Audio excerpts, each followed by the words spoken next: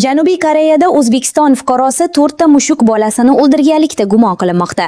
Janubiy Koreyaning Kyongsonnamdo provinsiyasi Kimxe shahrida 20 yoshlardagi O'zbekiston fuqarosi bo'lgan ayol hayvonlarga nisbatan shafqatsiz munosabatda bo'lganlikda gumon qilinib, uning ishi prokuraturaga yuborildi. Bu haqda Kimxe Junbu politsiya bo'limi ma'lumotlariga tayanib, Koreyaning Jung'an Ilbo va E-Daily nashrlari xabar berdi.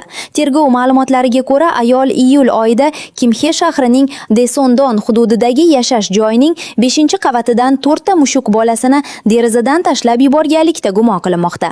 Natijada hayvonlarning barchasi nobud bo'lgan. Ular orasida Russian Blue, Korean Shorthair va Ragdoll zotli mushuklar bo'lgan. Ayol ularni ijtimoiy tarmoqlar orqali bepul olgani yoki hayvonlar do'konidan sotib olgani aniqlangan. Hodisalardan biri 11-iyul kuni yuz bergan. Mushuk bolasiga vaqtincha qarab turgan shaxs ijtimoiy tarmoq